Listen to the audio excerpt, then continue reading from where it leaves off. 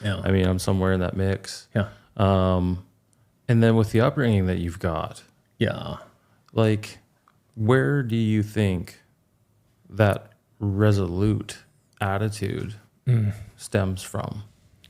Yeah, probably a mixture. One, I do think that there's been this sense of God just changing me so much internally. Part of it is that. But I'd also say that I think that he offers that to everybody. I think that what the reality is that he gives all of us agency. And the question is, to what degree are you going to live into the reality that you already are blessed? And so what I mean by that is I don't think that you ever live for blessing, you live from blessing. And so in that, it's more this aspect. Part of it too is I think that I'd probably have more issues if I wasn't so narrowly gifted. And what I mean by that is I'm not trying to be self-deprecating, but again, Amber's a Swiss Army knife, So if I had her type of thinking, like if I had her type of gifting with my type of makeup, I'd probably be like, I'd walk into walls all the time and stuff. Like it'd be terrible. I wouldn't even know where to go. But for me, a lot of it is that I get so hyper-focused on something. And it's also something I have to watch because it's a two-edged sword, because you can drown everything out and stuff. And so I've grown in that more and more. Right. But I think that a lot of it, though, is even the idea of procrastination. I go, no, procrastination is a choice. That's it. It's okay. Absolutely. Laziness, it's a choice. It's okay. Productivity, it's a choice. It's okay. Just do it. Like, and I think that there's just so much freedom in it, because you're sitting there going like, again, the percentages deal. That's what freed me from so many things, is being able to go, okay, so if I'm feeling 99% lazy, cool. Just recognize it, but just entrust yourself to the 1% and then just act differently. That's it. Like, I don't think it has to be trivialized. And I can still be honest. And that's a big thing for me, is still being able to be honest.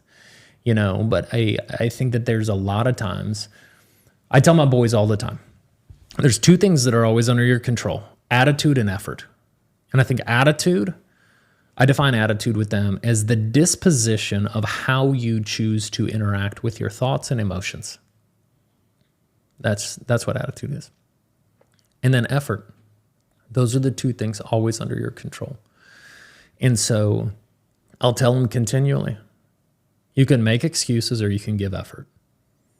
What are we going to do? That's it. And so I think that the more and more that those things happen, what I've noticed is a lot of people in society almost trying to, they're trying to like talk themselves out of things continually and constantly making excuses, or wax eloquently on the excuse making and all these other things and stuff like that. And I just go like, no, man, just get to work, dude. How much do you get the argument? Because I hear in my head, I hear people saying that's just simplistic. Yeah, totally. And so I would sit there and I'd go, it's the importance of ordering your questions. Very important. So I think a good first question is going, is it possible or impossible? That's a good first question. A terrible first question, is it easy or difficult? That's an awful first question. Yeah. A terrible first question is it simple or complicated? Terrible first question. So if you order your questions of going, is it possible or impossible? So for instance, like I'm a diehard Detroit Lions fan, right? It is impossible for me to be the quarterback of the Detroit Lions. I mean, I'm 44, bro. That dog won't hunt. Right? It just won't happen. Right. But some of these other things, it's going ease or difficulty, simplicity or complexity, doesn't matter ultimately if you first answer the question of possibility. And so I'm doing that all the time of going, no, is this possible? Because somebody that typically is going to sit back with me first and go, if anybody returns, so to speak, a deal of going easier said than done. That's kind of what I hear all the time. Right. And stuff. And say, I don't concern myself with ease or difficulty. I don't care. It's a distraction. Ease or difficulty does not matter. It doesn't. But I say that both ways though too, because you have some people that are trying to overcomplicate things and also make things perpetually difficult. And they don't know how to take an easy blessing. Like sometimes something's just going to be easy. And it's like they self-sabotage or they try to purposely make something more difficult. And they somehow try to equate this with the way of Jesus. And I go, yeah, absolutely. He did some of the most horribly difficult thing in the cross. But the brother also had parties with people. He also had amazing dinners. He also had time to just be awed at the wonder of children. And so I sit there over and over and go like, I just don't care if it's easy or difficult. I don't care if it's complicated or simple. Is it what I should be doing or no? That's a better first question. And so the more and more I do that, I just don't get as distracted. You even find it in the word, right? Dis-tracted. You are not getting traction in your life when you're distracted. That's what it means. Yeah. And so I am more of a simple-minded person in those things. And I mean that in the kindest way, even towards myself, but is singular on it. And again, I've worked in war-torn countries for 25 years. I know complication. Growing up in the home that I did, there's many crazy complicated things. I have deep sympathies for it. But what I find so often in the whole aspect of easier said than done is going, oh, so your God is the least resistance. That's your God. I just don't care. That's so super common. Yeah. Nowadays. Yeah, totally. 100%. Yeah. I mean, people choose to be addicted to excuses. And I can as well too. I mean, I'm not saying I'm immune to that. Right. But it's also going, whenever I find myself doing it, how do I take responsibility for it?